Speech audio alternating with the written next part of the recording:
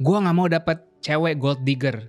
Tapi fotonya bareng mobil mewah, ya kan, pamer-pamer. Kok yang deketin gue kok gold digger semua sih? Kok yang deketin gue pada mau one night stand? Ya lu pasang sinyalnya keliru. In Indo tuh there's so much selingkuhan gitu. Kayak I hear it everywhere, selingkuhan.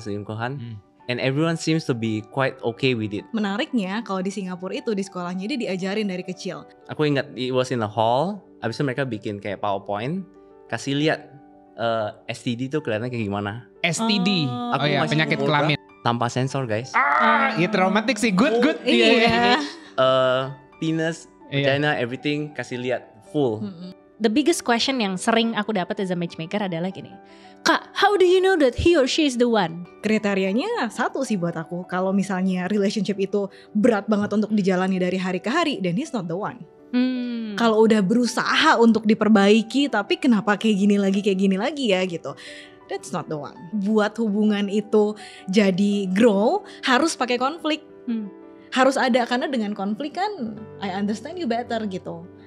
Dan vice versa kan.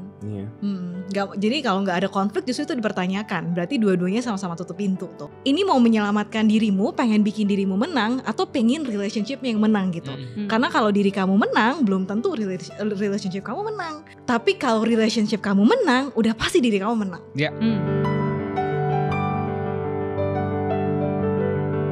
Kembali lagi di Sapio Pato bersama dengan aku Anes dan suamiku Yaser. Jangan goyang-goyang nanti dimarahin sama netizen. Oke. So kali ini kita kedatangan tamu yang spesial banget karena dedengkot. Karena merupakan alumni dari dating apps juga, alumni ya kan, graduation gitu aja. Hari ini kita bakal ngomongin it's all about love, dating apps, and also ya dengerin sih cerita-cerita yang mungkin kita cuma tahu ada orang yang menikah dari dating apps, tapi sebenarnya ceritanya mereka kayak gimana sih, dan mungkin bisa jadi pembelajaran kalian. Kamu ada tambahan? Ya kita sendiri kan sebenarnya ketemu juga di dating app, tapi nanti aja kalau kita diundang di podcast yang lain, tolong undang kita juga pengen sharing ya tentang ketemu di dating app. Tapi it's all about our guest sekarang gitu. So selamat datang Yuni dan Didi. Selamat datang. Yuni ini konsultannya Ranum juga, jadi ini menandakan akhirnya 3 konsultan Ranum udah masuk podcast gitu. Yang 2-nya lagi nanti coba lihat di web Ranum atau di playlist Sapio Patonya di Coach Anes gitu. Nah Yuni sendiri as a psikolog, psychologist, dan sang suami Pak Didi Dog behaviorist, dog trainer lah. Oke. Are you happy with his teaching? Offensive. Oke, so di conversation ini mungkin ada klinis-klinis dikit karena ya ada expertise di sini, ada psychologist ya 20% 30%, tapi sisanya kita mau sharing mungkin kalian-kalian yang masih main dating app terus kayak bingung, aduh ini isinya udah gimana gue ngebedain dan segala macam. Nah mungkin bisa dapat insight dari kita berempat yang berhasil dari dating app. Aku dari Tinder, dirimu berdua dari? Faktor Coffee Meet Bagel. Salah Coffee Meet Bagel. Oke. Berarti dulu ada beberapa aja? Paling awal tuh Tinder, udah pasti gak sih kayak awal-awal Tinder, OG. Terus udah gitu ada Faktor, terus terakhir si MB sih, Coffee Meet Bagel. Didi sendiri? Tinder, Bumble, Coffee Meet Bagel. I think that's it sih. 3 itu ya emang top 3 sih. Iya, dan dia pakai premium gitu, niat banget gak sih? Oh iya juga. Oh gitu. Tenang aja, tenang. Oke. Ini artinya pria-pria niat kalau lo mau dapet jodoh pakai premium, lo salah. Premium yang CMB atau yang Tinder? Yang CMB. CMB, oke. Tapi yang nyeselin sih, I sign up for the premium membership, habis itu langsung dapat Uni, langsung kayak. Ya efektif dong. Harusnya dihabis dulu. Belum mulai podcast sudah. Per bulan kan, nggak per tahun kan? Kalau per tahun bulan. Masih ada sisa gak? Coba kita selesai. Per bulan kan? Iya. Tapi boleh, lucu juga sih. Ngabisin berapa per bulan dating app? Wah, was it 600.000 at that time? 600.000 untuk 3 dating app atau salah satu per month tuh, 3 months ya. I forgot the package, tapi I spend 600.000 sih. 500.000 for the wife. Jadi wife cost acquisitionnya 500.000 per bulan. Ih, murah banget. Exactly. Enggak, tapi selama berapa lama? Baru bulan pertama kan? Iya. Okay. Belum 1 bulan pun dah langsung ketemu. Wow. Iya. Tapi ini disclaimer, maksudnya aku harus setting fondasi dulu yang kuat di awal.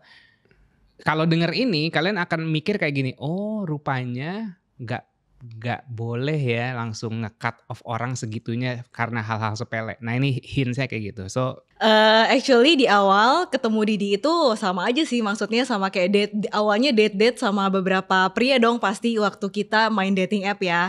Tapi waktu ketemu Didi pertama kali itu karena COVID, so we decided to go to Puncak. Karena waktu itu Didi baru pulang dari Singapura belum lama. Terus dia kayak pengen tahu di Jakarta atau di Indonesia tuh ada apa aja sih wisatanya gitu. Jadi kayak ya udah yuk kita took a day trip ke Puncak. ke Taman Safari Ke gitu? Taman Safari yang ada di Puncak. Terus jujur boleh ya? Boleh dong. Aku kayak punya my own standard akan seorang pria gitu ya. Jadi pas pertama kali dia jemput aku ke rumah, aku kayak semoga sesuai standar aku gitu. Aku naik dari ke segi mobil, appearance. dari segi appearance dulu. Oke. Karena kan ceritanya nih saat itu aku percaya dari mata tuh turunnya ke hati gitu ya. Oke. Terus karena pakai masker kan waktu itu, tapi dia di mobil nggak pakai masker, jadi kayak sambil lihat ke depan, aku kayak agak nengok-nengok, gimana kabarnya gitu sambil ngeliat. sambil scanning ya. Making sure. Oke, ganteng lah ganteng. Kayak gitu. Terus it was fun sampai pas kita udah nyampe Puncak, nggak tahu kenapa.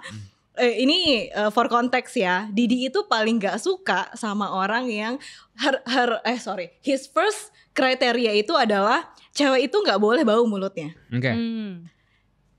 For konteks, no one in this world pernah bilang mulut aku bau, oke? Disclaimer dulu.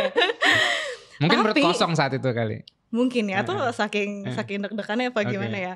Terus dia dengan sangat jujur bilang, apa ya? Gimana? Exact wordnya gimana? Yuni kayaknya ya mulut agak bau nih. Jujur banget sih. Jujur banget sih. Jujur banget.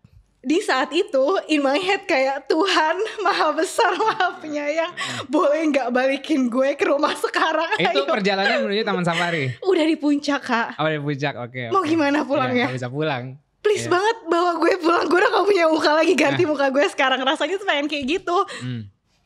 Tapi ya udah mau gimana lagi? Oke. Kayak oh gitu ya, sorry paling cuma kayak gitu doang ngomongnya. Tapi it was good, it was a good day. Akhirnya karena aku nggak bisa pulang juga, we spend the day sampai malam, akhirnya baru pulang gitu. Nyampe rumah aku kayak langsung book appointment ke dokter gigi besoknya langsung. Terus kayak udah pengen aduh blok gak ya nih orang, blok gak ya? Karena kayak harga dirinya kayak udah hilang banget gak sih basically. Karena apa ya, bagi cewek it's a very big deal kalau menurut aku. Itu lebih big deal daripada ada orang yang kayak tanya berat badan lo berapa ya gitu. Oke. For me it's very big deal saat itu. Tapi kalau boleh mundur sedikit, ingat gak pertimbangan lo, your concern when swipe right Yuni gitu, apa sih? Apakah profilnya, apakah her face, atau kayak pakai tahu gak widget yang gitu, swipe. Mesin swipe kanan aja terus. Kayak me just like any other guy, kayak we always Swipe right on everyone. something like that. Kayak CMB ada kuota kan? Itu pokoknya sehari ada I forgot the quota that time. Pokoknya mesti dihabisin kuotanya gitu kayak. Especially for guys. I think guys kayak kan udah it's a fact kan, kayak guys have to swipe even more to get one match gitu daripada girls. Iya, data menunjukkan bahwa cowok harus swipe kanan lebih banyak untuk dapetin satu match. Iya, cewek. I remember I see my chat record kayak 5. Kalau Yuni mesti scroll ke bawah gitu. Oh, oke. Sama kok Yuni, sama kok. Iya, I think a lot of girls the experience is like that ya. Kayak So gimana your experience as a man bermain dating app, struggle-nya apa sih? Terus ada ini gak insight gak buat para cowok-cowok? Struggle ya. Waktu main itu niatnya memang kayak cari pacar, cari girlfriend, atau kayak cari wife, or just looking around? For me sih cari wife. Oke, niatnya udah cari wife. Yeah, for me, I cannot play around because I don't know how I will explain to my wife. If let's say finally I get married, I find a wife, I don't know how to explain to my wife kalau I play around with this amount of girls gitu, something like that. Jadi I don't know, I always thinking forward kayak. Oke. Ya niatnya udah bener sih. Yeah. You have a good right gitu. Inilah alasannya kenapa aku nikahin dia. Tapi oke, mungkin nanti yang nonton cowok-cowok atau cewek-cewek pun gitu juga akan ada pertanyaan lanjutan kayak niat gue juga bagus tapi kok gue nggak dapet ya gitu. Yes, especially if we deal with our subconscious juga sih. Kayak sometimes we doing something bad subconsciously gitu kayak udah tahu ada red flag, we still go on with it kayak gitu. So mungkin Oke. Nggak apa, go on. Kayak Ininya niatnya bisa benar gitu. Tapi yeah, belum benar, tentu. But I did make some mistakes. Oke. Yeah. Belum tentu tindakannya kayak benar juga gitu. Okay. Just because. Berarti harus di-align ya. Harus niat yang baik dengan tindakan yang baik juga gitu. Ya of course orang main dating app, most of us kayak niatnya kalau yang serius baik gak sih untuk cari pasangan, untuk dapat wife atau husband gitu. Tapi gak semua orang menurut aku menindaklanjutinya dengan baik gitu. Ini aku kasih manifestasi yang mungkin cukup grounding. Yeah. Misalnya cewek mau nyari suami baik-baik, tapi fotonya gitu-gitu. Ya kan? Berarti kan dia attract the horny guy kan gitu, bukan yang nyari yang bener-bener. Atau cowok gua nggak mau dapet cewek gold digger.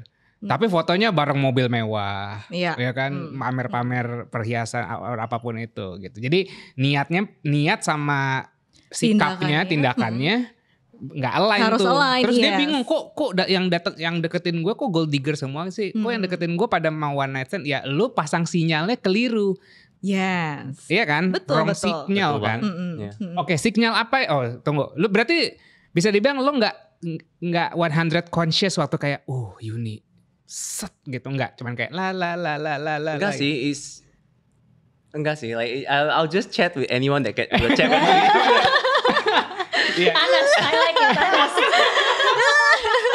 Ya saking struggle-nya ya rare untuk dapat match ya cowok di Tinder. Iya, itu satu. And anyway, there's no way of knowing that that's gonna be my wife. Karena sometimes even you hang out, if you're dating for your girlfriend atau siapa, for even 2 years, you still learning new things gitu loh. You still don't know fully that person, you know. Yep. Iya, so why not just give it a try aja dulu. Just stop. Tapi ya, ini side jokes ya. Aku pernah kayak iseng-iseng lihat dating app-nya dia gitu. Kayak cewek-cewek apa sih yang match sama dia dulu. Aku lihat beberapa selebgram loh di situ yang dulunya pakai dating app gitu. Jadi in my mind kayak wah. Yang match sama dia. Yang match sama dia. Oke. Kan waktu itu lagi zaman COVID kan. Jadi mungkin semua orang kayak go on dating apps gitu. Oke. Aku lihat beberapa nama yang kayak oke, ternyata dia pakai dating app juga dan ternyata bisa match sama dia gitu. I feel a bit gue yang dipilih gitu. Oke. Tapi gue malah jadi penasarannya sinyal apa yang waktu itu lo pasang, Yun. Maksudnya kalau tadi kan Didi like just swipe. Ya effort lah, making effort. Bukan berarti swipe kanan banyak cewek tuh jelek ya. It's making an effort still. Tapi kalau Yuni sendiri kayak sebagai perempuan, what do you show in your profile? Kalau memang intensi kamu apakah cari husband juga atau gimana gitu? Intensiku cari pasangan yang serius sih. That time belum cari husband banget gitu. Tapi I present myself sebagai ya akunya saat itu lagi kayak gimana gitu. Apa yang aku lakuin. Jadi kebetulan waktu itu aku ngerjain banyak volunteer work gitulah. So aku tulis di situ kalau aku tuh suka banget anak-anak dan aku ada volunteering buat kegiatan yang berhubungan sama anak-anak gitulah. That's the signal for men to like ini bisa kayak mother vibe nih, gitu. Langsung nganggur nih. Enggak intentionally kesana sih, cuman kayak aku nggak pengen apa yang terlihat di dating app sama aslinya tuh kayak beda banget, nanti orang kaget gitu. Jadi aku tulis aja semua I love workouts, terus aku suka apa-apa lagi gitu, naik gunung dan sebagainya. Udah bener-bener 100% me gitu loh. Yeah, I try to be honest juga sih. I know girls don't like gamer guys gitu kan. So Yeah. I put my PS4 controller on my profile. Aku kasih dia gede-gede gitu. To let you know I'm a gamer ya gitu. Yeah, So Manage expectation. yeah, manage expectation. Iya. Because aku tahu gimana rasanya saat kayak ketemu orang kok kayak, loh apa yang lo tulis dengan apa yang gue lihat kenapa beda ya gitu. It doesn't feel very nice sih waktu itu terjadi, makanya aku berusaha sebisa mungkin kayak ya apa yang aku present di dating app itu ya beneran menggambarkan aku gitu. And I heard Kanes juga kayak gitu kan. Iya, niat banget lah pokoknya foto gue kayak gue pengen kelihatan cute, ada pasang sama teddy bear gede, gue lagi meluk teddy bear, kayak kalau lo mau dipeluk kayak gini nih rasanya gitu. Oh gitu. Simulation ya, simulation. Ya bener, I'm a lovely, bubbly person gitu-gitu kan. But anyway, gue malah jadi penasaran gini, kalau Yuni cukup conscious nggak kenapa swipe right Didi?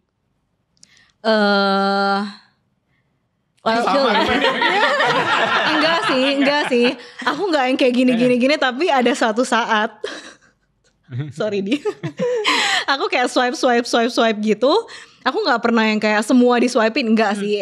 I'm pretty selective. Cuman ada satu waktu di mana aku kayak bosan banget, tapi kayak in the back of my mind kayak ada suara, pastilah di antara tumpukan ini ada satu yang oke gitu. Pasti ada satu lah.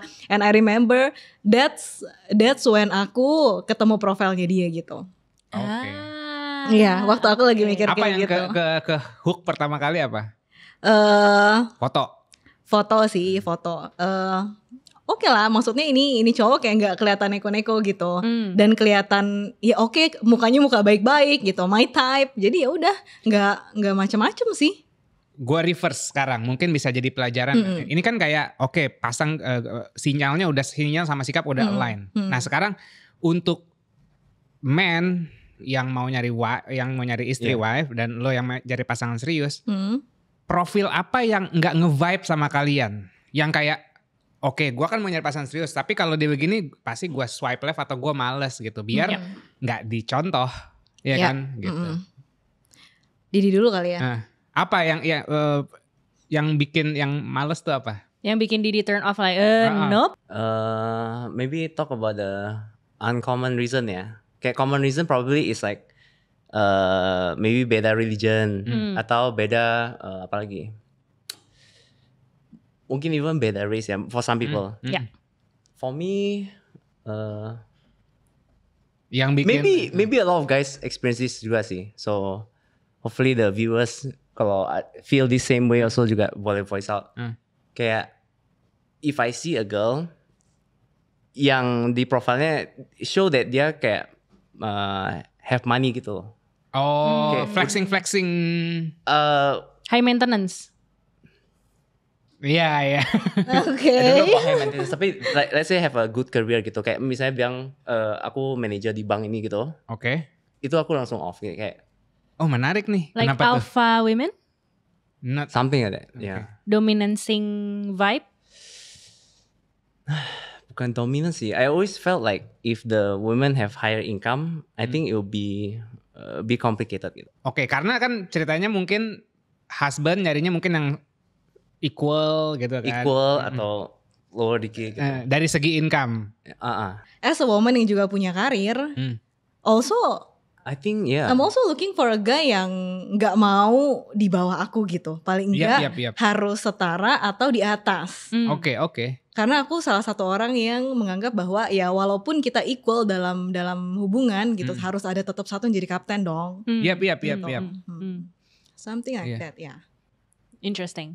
Aku pengen tahu ada story sebelum sampai dating gitu ya. Pasti kan ada conversation dong in between that. Nah, biasanya salah satu dalam tanda kutip winning kontennya adalah any memorable pick-up line atau any memorable conversation gak yang akhirnya meyakinkan satu sama lain bahwa kayak yuk kita ke taman safari. Karena sometimes to get other people to date aja agak sulit kan, apalagi it's COVID time. ini cewek gitu, terus mau diajakin ke taman safari, lumayan jauh menurut gue nih gitu kan. Kalau gue pasti kayak ya udah di Jakarta aja gitu kan. Escape plan-nya limited gitu. Kalau gue tipe yang kalau main dating apps tuh, maksudnya kalau ketemu cowok pasti selalu punya backup plan. Misalnya kayak I have to meet in the mall or in a restaurant yang my bestie know about it, and then I'm gonna send her kayak gue ketemu sama profil yang ini, gue di sini jam segini, gue nggak wing woman.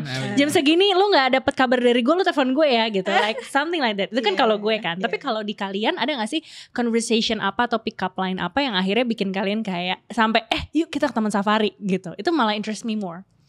Mungkin Didi atau Yuni? Ini bukan buat dicontoh sih, by the way. Aku agak nekat orangnya.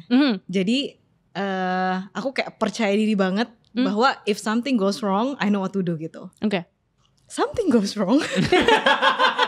And I don't know what to do. And you don't know what to do. Jadi terlalu pede. Padahal sebenarnya kalau kita mau go walk through the worst scenario, bisa aja misalnya dia nih is a serial killer, misalnya aku dibawa kemana dan kayak tapi nggak tahu ya, vibe yang aku dapatkan dari dia adalah trust waktu itu. Nggak tahu kenapa, the way he talks, the way dia mencoba untuk ngajak aku ngobrol dari hari ke hari gitu. Yeah, there was a few phone calls before the actual date. Oke. Gitu. Terus itu sih karena trust itu sih. Dan aku nggak tiap dating kayak ngajakin cowok pergi jauh banget sih. Baru 2 kali dan salah satunya adalah dia gitu. Biasanya cuman kayak ke kafe atau kemana gitu. I don't know what happened, mungkin karena COVID juga ya. Kayak you know what, ayo karena lo pengen tahu wisata yang ada di Indonesia apa, kita ke taman safari gitu. Lo yang ngajak? Is it me? Iya, aku yang ngajak. Gue suka gaya lo, usaha ya cewek. Yes. Ini kenapa gak Dufan ya? Tapi Dufan masih bagus Singapura kemana-mana ya. Tapi Singapura kenapa punya taman safari dia gak mau ke Dufan, dia tahu. Too kayak much. takut. Too many horror story there. Understood. Terus kalau Didi sendiri kenapa akhirnya mau atau kayak remember what interesting in the phone calls atau text message gak? Sebenarnya dari awal when I saw her profile, she mentioned that she's a psikolog. Aku tuh orang yang suka read about psikolog. Malah dulu at first psychology ya. I wanted to learn psychology sebenarnya. Tapi my dad stopped me gitu. I'm very interested in human psychology. Jadi itu loh. Dan awalnya that's why backstage I asked if you guys pas pertama ketemu tuh awkward nggak? Because you guys text a lot kan before meeting. Karena I have a law. My law is FaceTime tuh must be more than texting. Karena kalau textingnya too much, pas ketemu pasti kayak gitu kayak ada expectation for the conversation to go very smoothly gitu. Karena di text kan flow banget kan. Tapi pas ketemu udah itu usually udah. Kita teleponan ya, WA call ya. WA call apa voice note ya? Voice note. WA voice note. Udah malam kan kayak jam 1 subuh kan, waktu itu baru matchnya jam 8 jam 9 terus dengan segala dramanya. Sorry, bukan FaceTime, voice juga boleh. Voice juga boleh, ya. Okay. Untuk ngecek real life conversationnya gitu ya. Biar flow-nya sih, aku takut pas ketemu nanti kayak ada expectation ya. Kalau lagi teks kenapa flow-nya bagus banget tapi ketemu kayak awkward banget gitu. Iya. Kadang ada yang jago di tulisan gitu kan. Tapi pas one on one conversation jadi agak. Jadi when we sebenarnya I very fast aku tembak gitu kayak can we call gitu. Iya, tiap kali. Kenapa sih nggak teks aja? Aku kayak irritated juga pas awal-awal. Every single night dia bakal call gitu. Terus ngomongnya tuh selalu yang berat-berat gitu loh. Kayak boleh nggak nih malam ini gue lebih istirahat, gak usah ngomongin yang berat-berat. Tapi ada time kan kayak masih mencoba untuk menjual connection gitu ya. Pengen dapetin connectionnya. Jadi kayak ya udah. That's a good strategy. Cowok-cowok bisa jadi inspirasi nih. Good strategy. Jangan kadang-kadang kayak chat sekarang udah bisa pakai chat GPT kan. Ada namanya partner gue. Ada pdkt.ai. Oh no. Malah sekarang. Gue kenal orangnya, foundernya, dan mau ada partneran sama Ranum anyway. Namanya pdkt.ai. Jadi lo bisa kayak diajarin conversation untuk cindo Kalimantan, Cindo Sumatera, Cindo Bandung, Cindo Jaksel itu. Jadi udah data-data behavior conversation itu udah masuk semua. Terus kalau biasa gig, jadi dia terkenalnya itu di kayak Reddit Indonesia apa namanya? Quora. Di Quora gitu dia terkenal kan isinya gig gitu kan yang mungkin ngobrol sama cewek nggak gitu. Terus akhirnya belajarnya dari PDKT.ai. Jadi teleponan gue rasa sekarang udah jadi bare minimum untuk lo bisa ngecek compatibility sih. Kecocokan dari sisi ngobrol. Iya, kecocokan dari sisi ngobrol. Oke. By the way, kalau kalian dulu gimana? Pas awal-awal chat banyak baru ketemu atau gimana? Chat banyak, voice note. Oh, semua. Oke. Iya. Telepon nggak terlalu sih. Telepon I don't nggak remember. Orang gue hari ketiga kan gue kopi daratnya. Wow. Oke. Iya, hari ketiga kopi darat, ya itu hari pertama matching, hari ketiga kopi darat, hari ketujuh gue ikut dia kawinan, jadi plus one-nya kawinan temennya, terus gue ngeliat dia pakai cepet banget ya. Gue ngeliat dia pakai kebaya, terus tiba-tiba gitu kayak oke, lo gue nikahin gitu. Gara-gara karena pakai kebaya. Iya. Wow, oke. Dan ada nggak beberapa sih, aku nemuin satu komen juga cowok juga bilang kayak gitu. Gue juga mutusin mau nikahin istri gue sekarang pas ngelihat dia pakai kebaya. Wow. Tuh kebaya tuh bahaya sih buat cewek tuh langsung auranya tuh keluar sih. Oh gitu. Lucu tuh. Iya, Bisa jadi tips juga aja ke nikahan atau crashing wedding aja atau yang penting ada occasion buat pakai kebaya. Oke. Lucu tuh dating tapi pakai baju daerah ya. Lucu sih. Bikin event dating pakai baju daerah. Iya biar langsung ini kelihatan real culture-nya gitu. Benar. So terus akhirnya tadi udah kenalan di telepon nyambung akhirnya ngajakin ngobrol berat tuh ngobrolin apa sih kalau boleh tahu? Aku ingat banget. I had a very specific question I want to ask. Oke. Kan I just came back to Indonesia 2019. 20. COVID lah, COVID gitu kan. And then I notice in Indo tuh there's so much selingkuhan gitu. Kayak I hear it everywhere, selingkuhan. And everyone seems to be quite okay with it. Okay. Kalau di Singapura udah beda. Kayak if somebody ketahuan nih orang selingkuh, abis itu stigmanya agak berat. Cancel lifetime langsung gitu cancel, ya. Kayak no one will ever recommend that guy atau apa gitu. Oke. Jadi aku bingung kayak Indo kenapa baik banget yang selingkuhan gitu. So that's why I ask her. Itu Angkat telepon, topik langsung ask. Iya, apa pertanyaannya? Itu kenapa Indo banyak sih yang so many selingkuh case gitu. Terus gimana? Dan ternyata kita found out bahwa dalam tanda kutip pendidikan soal gimana caranya membangun relationship kita tuh nggak punya waktu di sekolah. Waktu kita kecil gitu ya, adanya sex education, adanya pelajaran biologi, matematika dan sebagainya. So we have no ideas nanti pas kita cari pasangan tuh harus seperti apa. Belum lagi ditambah orang-orang yang mungkin di keluarganya itu dysfunctional gitu ya, makin nggak tahu lagi. Tapi menariknya kalau di Singapura itu di sekolahnya dia diajarin dari kecil gimana. Oh wow. Iya, ada subjeknya dia. No subjek sih kayak PPKN gitu kayak kah? workshop itu. Oh iya, tetap aja dapat kan. Kita nggak dapat. Oke, terus. Ada pelajaran soal gimana caranya something like gimana caranya membangun healthy relationship gitu. Harus looking for partner yang seperti apa gitu. Oh wow. Iya.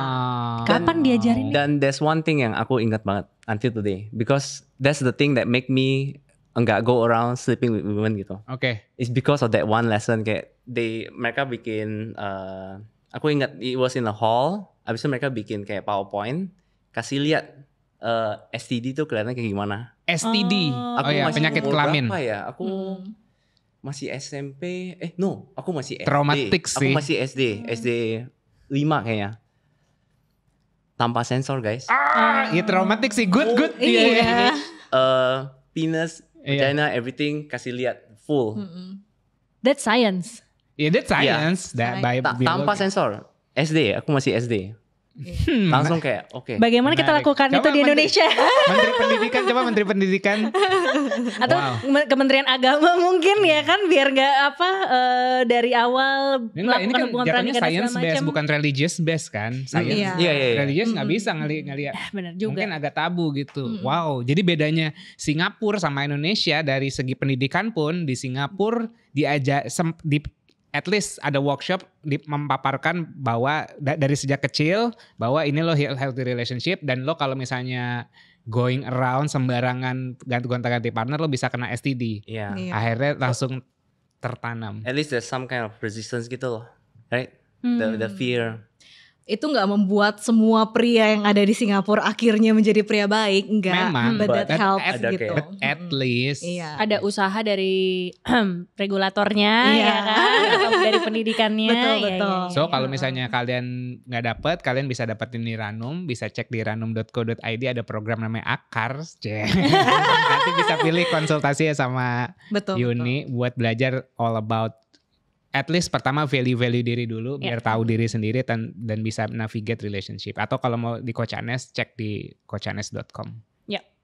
Ya udah, pokoknya nonton Sapio Pato terus ya, pasti banyak kok edukasi kayak Iya, gini. benar. Anyway, kita balik lagi. Oh, that was interesting. Terus, oke, ngomongin soal dating, the biggest question yang sering aku dapat as a matchmaker adalah gini, Kak, how do you know that he or she is the one? You know, that always a suck answer. Karena apa? You have to answer it yourself. That's Yeah. that's how I see it, right?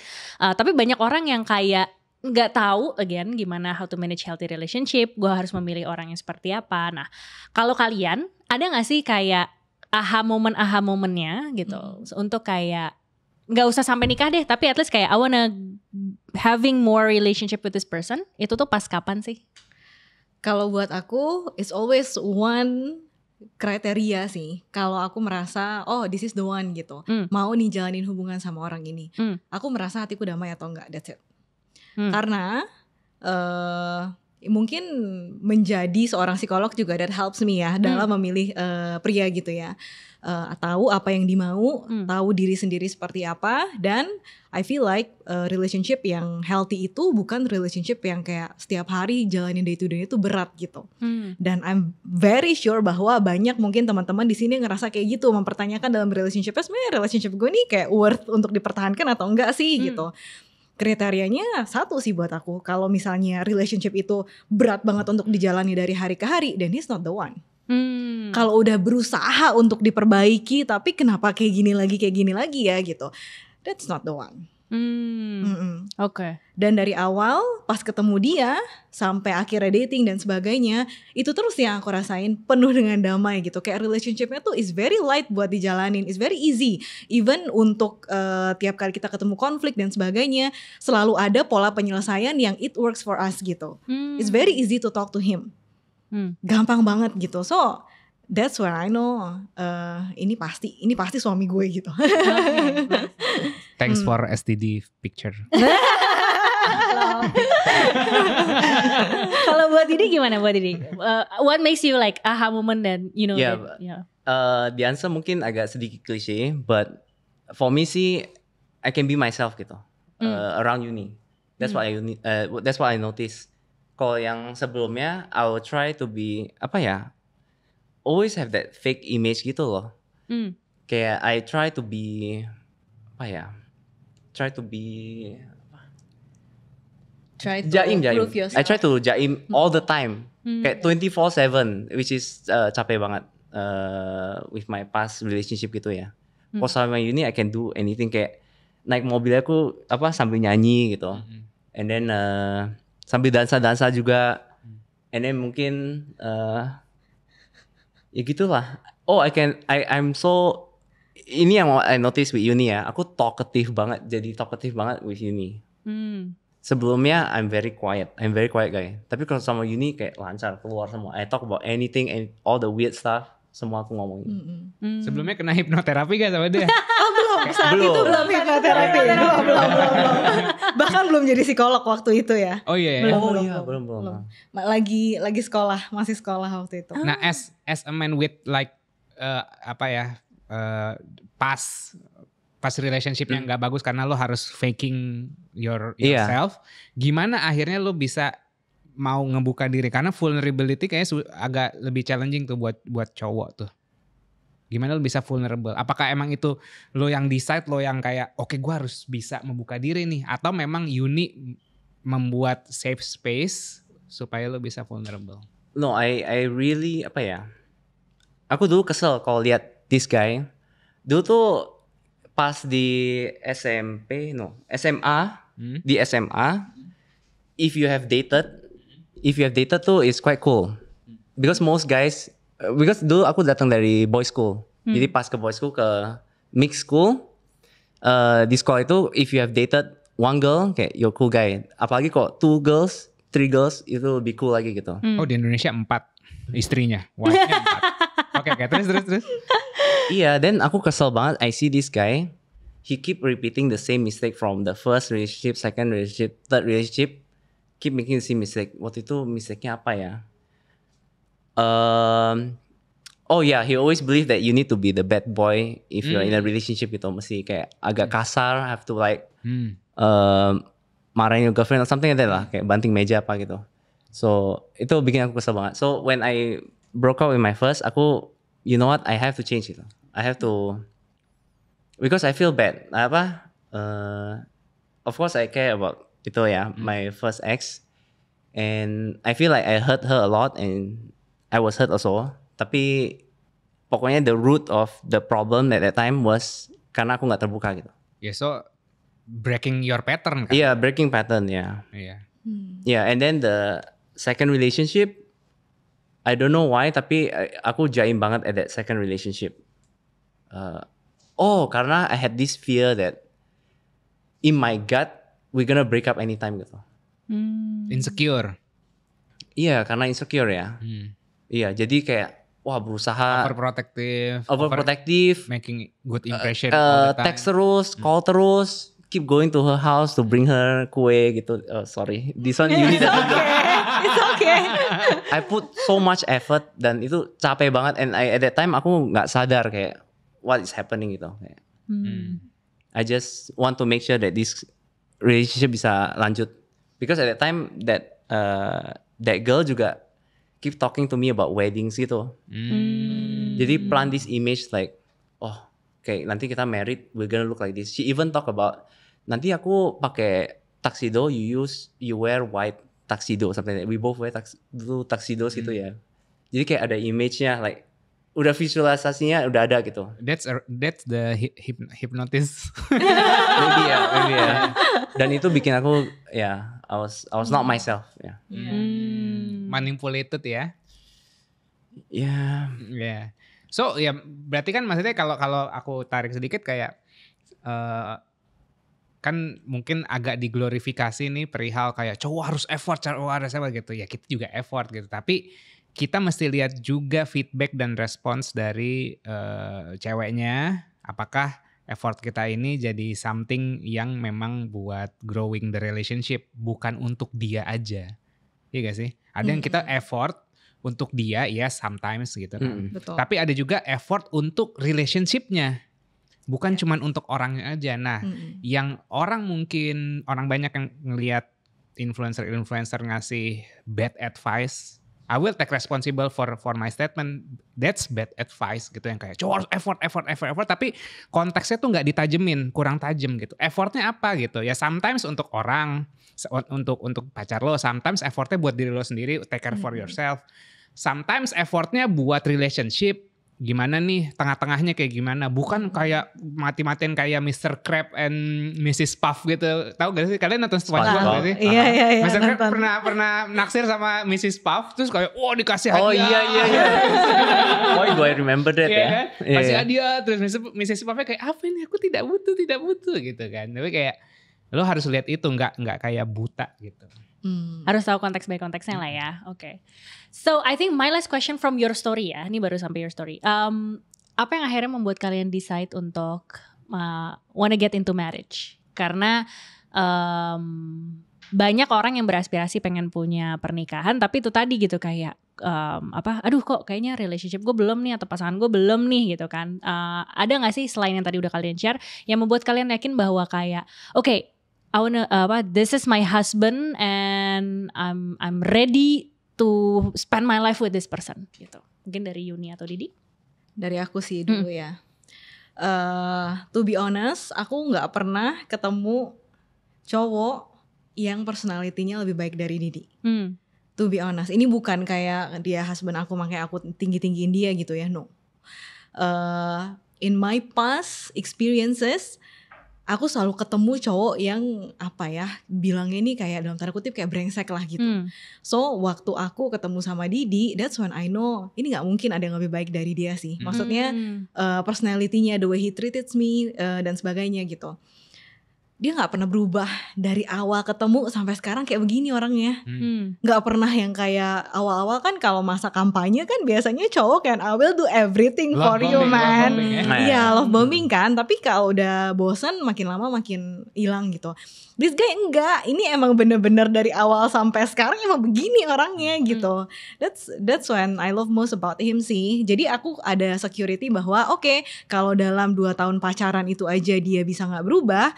Kalau diproyeksikan ke nanti-nantinya gitu ya mungkin bisa nih gitu. Dan kita punya penyelesaian konflik yang menurut aku tuh itu penting banget. Kita terbuka dari awal. Mungkin kalau tadi Kak Ana sama Kak Yas dengerin ceritanya kita dari awal tuh kita udah sangat mengedepankan yang namanya openness. Nunjukin diri yang sebenarnya tuh kayak gimana gitu. Terus trust. Dia trust aku 100%, aku trust dia 100%, dan kita punya pola penyelesaian masalah yang menurut kita nih healthy banget. The way we communicate tuh menurut aku nggak semua orang punya gaya yang kayak kita punya gitu. That's what make me yang oke, kayaknya ini deh orangnya. Ayo let's go kita nikah gitu. Boleh kasih satu contoh gak sih kayak what kind of a good conflict resolution looks like in your marriage atau in your relationship? Karena balik lagi masih banyak orang di Indonesia yang gak tahu healthy relationship seperti apa, terutama kayak gimana sih caranya nge-resolve konflik. Dan seperti tadi cerita Didi, mungkin masih banyak cowok-cowok yang menganggapan bahwa cowok harus mendominasi atau harus marah dan segala macam, atau ya taunya ya cuma marah misalnya kayak gitu kan. Dan ceweknya pun juga mungkin berharap cowoknya bisa dengerin, cowoknya gak marah-marah, tapi ceweknya juga belum tentu misalnya bisa creating that safe space. So kalau dari kalian berdua, conflict resolution style kalian tuh kayak gimana sih? Yuk. Ya, biasanya itu sih. Kalau we know this is really bad nih sampai kita saling nggak ngobrolan gitu, saling quiet gitu, kita udah kita duduk bareng, we talk it out, we talk the whole thing kayak sampai selesai pokoknya. Dan kita we like to finish it that day gitu. Like to finish it that day, atau kayak kalau udah tahu tensinya lagi sama-sama tinggi, kita tuh nggak masalah banget buat ngasih each other tuh space gitu. Jadi kalau aku lagi kesel-keselnya aku bakal kayak bentar ya, aku nggak bisa having this conversation sekarang, aku mau ke kamar dulu dan I need to think gitu, apa ya yang terjadi dan sebagainya. Dia juga kayak gitu, dia bukan tipe yang tiap kali marah tuh langsung bang gitu. Dia bakal kayak pikir, dia bakal listen to me a lot gitu. Baru abis itu sama-sama clear baru ngomong gitu. Jadi kita nggak pernah yang sampai wah gitu, nggak pernah. Makanya every conflict itu bisa diselesain dengan dengan sangat peaceful gitu, I would say. Jadi karena nggak reaktif dua-duanya. Oh ya, kita nggak reaktif sama konflik sekali. Berantemnya nggak spontan gitu loh. Iya. Jadi bukan berarti nggak ada konflik, tapi di saat ada konflik kita bisa satu tim untuk nyelesainnya gitu kan. Iya. Jadi jangan berharap relationship, gue mau relationship sehat yang nggak ada konflik, nggak mungkin, pasti selalu ada konflik. Tapi pertanyaannya gimana manage konflik itu kan? Yes, justru konflik is very necessary kan dalam hubungan. Justru buat hubungan itu jadi grow harus pakai konflik. Harus ada, karena dengan konflik kan I understand you better gitu. Dan vice versa kan. Jadi kalau nggak ada konflik justru itu dipertanyakan, berarti dua-duanya sama-sama tutup pintu tuh. Dengerin. Dan I always say it's either we both win atau we both lose gitu. Nggak ada such thing as you win I win gitu. Nggak ada. Kalau dia kalah dalam konflik, that means aku juga kalah. Tapi kalau kita pengen menang dua-duanya, berarti konflik ini harus ada kesimpulannya nih yang bikin dia happy, aku juga happy gitu. Atau sometimes kalau dia nggak setuju ya udah nggak apa-apa, I can have my own opinion gitu, tapi and still be okay sama keadaan kita berdua gitu. Oke. Kalau dari Didi mungkin any tips from you as a guy gitu kan, kayak what kind of healthy relationship looks like in your POV? Healthy relationship? Healthy conflict resolution, sorry. Enggak sih, itu yang paling penting. Like. Kasih space untuk ngeluarin unek-unek dulu semua. Karena lu gak bakal bisa decision making atau punya clarity, kejelasan ini mau diapain ini masalah kalau emang belum terkuras semua gitu kan. Dan cara mengurasnya bukan blaming, tapi ngasih tahu ini yang gua rasain, menurut gue begini, kalau lu gimana? Oh yang gua rasain, menurut gue begini, oke udah keluar semua ya, udah keluar, oke terus gimana nih, kita cari jalan tengah, bukan gitu gak? Yes kayak gitu. Dan bukan berarti karena ini cocok di kita, belum tentu semua orang juga harus ikut cara ini ya. Conflict resolution itu kan kayak banyak banget patternnya gitu.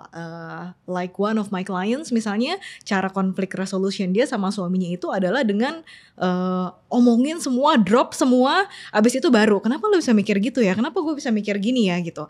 Ada yang harus ngeluarin dulu semuanya gitu ya, sampai kayak sampai ngomong kasar dan sebagainya gitu. Emang itu resolusinya mereka dan itu caranya mereka. Kalau justru mereka jadi diem-diem aja pakai cara kita, pasangannya bingung, lo siapa gitu.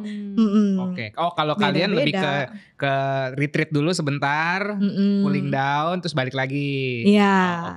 Ada orang yang kayak langsung terus ya udah selesain hari itu juga, saat itu juga, misalnya ada yang kayak gitu juga. Tapi yang pasti jangan dipendam. Lama-lama. Itu betul. yang pasti. Itu nggak boleh sih. So nantikan beberapa bulan ke depan di ranum.co.id kita akan ada assessment conflict resolution style. Jadi stay tune. Itu penting banget sih sekalian. Itu penting banget sih karena aku udah jadi konselor pernikahan, konselor hubungan tuh udah berapa tahun ya, dan sering ketemu pasangan yang kenapa mereka bisa end up ada di kursi terapi is because mereka nggak punya conflict resolution style sama sekali gitu. Ada yang suka nampung konflik dari zaman baheula, jadi tiap kali berantem semuanya dulu kan kayak gini gitu. Yap. Itu salah satu hal yang penting banget sih. Jadi jangan lupa ya guys. And I think a lot of people don't even know how kalau conflict resolve tuh kelihatannya kayak gimana sih gitu. They think that kalau udah nggak jerit-jeritan lagi, udah well good gitu. Kalau kita bisa tidur, udah all good. Padahal tapi problemnya belum. Masih it's still there gitu. Iya. Kita bisa mark itu sebagai selesai. Itu kalau kamu udah damai, udah tahu itu bukan konflik lagi, aku juga udah tahu, dan di masa depan kita tidak mengungkit itu sebagai konflik lagi. Udah nggak ada kepahitan soal dulu kemarin kamu kayak gini nih sama aku. Udah nggak lagi, nggak di bring up lagi. Kalau mau contohnya bisa search di YouTube Coach Anes, namanya Bertengkar Tanpa Kekerasan. Itu kita mendokumentasikan kita lagi ribut. Wow, oke. Dari webcam gitu. Jadi kasusnya apa sih waktu itu? Bangun pagi nih susah banget bangun pagi. Susah banget bangun pagi, udah berulang-ulang. Gue orangnya bukan seseorang yang reaction dalam kalau ada satu kali orang salah terus gue langsung marah, gue nggak kayak gitu. Tapi dia selalu ngerasa kayak gitu karena dia nggak nyadar kan. Jadi gue harus tahu, lo kemarin gini. Oh gitu ya gitu. Tapi intinya masalahnya bangun pagi, dia susah bangun pagi. Jadi gue ngerasa morning routine gue influence by dia karena dia kan anget ya. Kayak gue bangun kayak gitu. Kan gue jadi pengen peluk-pelukan lagi. Jadi akhirnya siang gitu. Tapi kayak gitu kan ya? Iya, kind of kayak gitu. Terus aku mencoba kayak nyaranin, ayo dong bangun pagi, sehat, segala macam kayak gitu-gitu. Tapi ada pokoknya ke-trigger something. Terus ada ke-trigger deh, gitu. Yang pas ke-trigger gitu, wah ke-trigger oke. Ini lagi fight nih. Terus gue langsung buka tripod, gitu. Taruh handphone, ayo duduk sini gitu. Duduk ya udah ngobrol, dia nangis, gue sempat marah juga 1 jam tuh ya. 1 jam. Terus di ujung ya udah kita resolve dan banyak yang ke-trigger di kolom komentar. Iya. Kayak contohnya cewek-cewek yang kayak, "Mas, mbaknya kan begini, Mas tuh harusnya gini."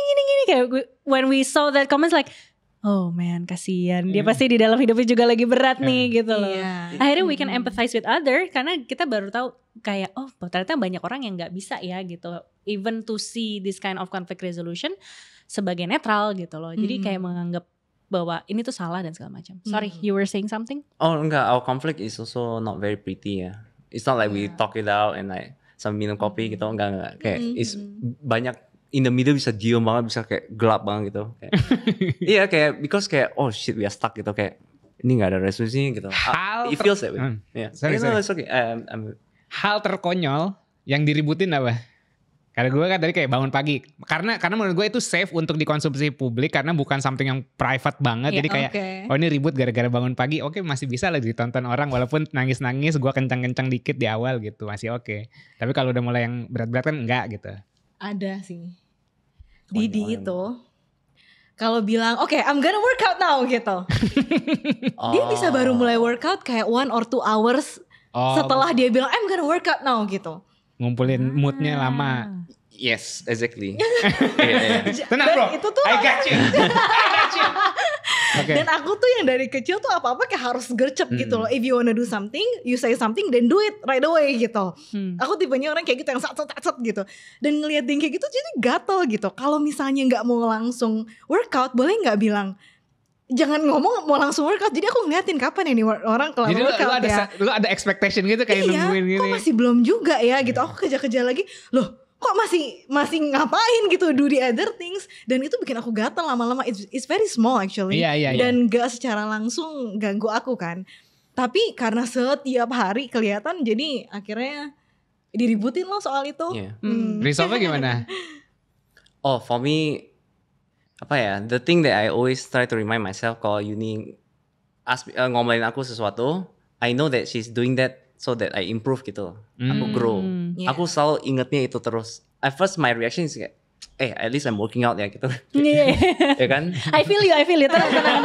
He got you, I feel you. Don't worry. Is anyone feel me? Of course, yes, of course. Yang in this case ya. Lama banget juga dia geraknya. We must know as a guy kita punya itu sih reflect. Dalam Indo biasanya ngomong apa ya? Reflect atau reaction? Red flag atau reflect. Iya. Reaction aja. Reaction. Pasti itu kok. I think maybe girls also ya. Kan ego gak sih? Defensive gitu. Ego, defensive gitu kan. Iya. But I know I will feel that way. Then I always remind myself, Yuni saying this so that bantu aku improve itu. Susah sih buat cowok. Jangankan cowok susah. Cewek aja kadang susah loh untuk ditegur. Kayak kamu jangan kayak gini deh. Buat cewek yang udah lama hidup sendiri dan digituin sama pasangannya kayak ini kalau ngomongin dalam hati ya, lu tuh apaan sih gitu. Itu mungkin kalau nanti kalau udah makin canggih ya, kita ada testosterone measurement gitu, mungkin pas kita ngalah gitu kayak testosterone kita turun gitu. Tracking testosterone gitu. It's very hard. Sebenarnya. But the thing is, menurut aku salah satu yang sehat di aku sama Didi itu adalah we both know that partner kita nih, dia dan aku itu nggak sama-sama pengen berniat menyakiti satu sama lain gitu. So even on those darkest days, we know that tujuan akhirnya buat kebaikan juga sebenarnya gitu. Dan menurut aku salah satu hal yang juga nggak semua orang punya perspektif ini adalah saat kita punya konflik sama partner, ego itu bakal bikin kita by default ya, manusia of course pengen menang lah waktu kita di attack atau waktu ada orang ngomong yang sesuatu yang buruk gitu ya, of course kita pengen defend ourselves. Ego kan yang ngomong kan, gue harus kayak gini dan sebagainya. Tapi kita lupa bahwa berantem sama pasangan itu bukan soal siapa yang menang. Ini mau menyelamatkan dirimu, pengen bikin dirimu menang, atau pengen relationship yang menang gitu. Karena kalau diri kamu menang, belum tentu relationship kamu menang. Tapi kalau relationship kamu menang, udah pasti diri kamu menang. Yep. That's a very good point, POV. That's the clip. Iya. Udah nemu 2 klip yang ini sama yang STD tadi. Winning content kan aja. Iya. Oke, dari kamu ada lagi? Iya itu sih tadi apa mungkin ini satu pertanyaan fun aja sih gitu. As a dog behaviorist, Nggak, pengen sedikit boleh tahu gak kayak kerjaan lo as a dog behaviorist apa sih gitu? Gue punya pertanyaan lucu aja tapi mungkin dimulai dari It's always about, most of my cases is always about barking sih ya. barking. Iya kayak my dog keep barking, ini gimana sih biar diamin gitu. Padahal barking is one of the easiest ones to fix. Is there any transferable skill about handling? Oh yeah, I always handling the dog and handling the spouse. Jangan salah jawab ya. Coba apa transferable skill di saat lo harus handling ngelatih anjing sama ngurusin relationship. Kan sama-sama relationship lo sama anjing sama Yes. Mungkin follow through ya. In my dog training I always talk about follow through. Kayak kalau misalnya you janjiin the dog, I'll give you a treat if you sit for me. I'll give you the treat gitu. Tapi banyak orang tuh can forget untuk kasih the treat. Yeah. So if you say anything to your wife, you must make sure you follow through. Karena itu build trust. Build trust. Oke.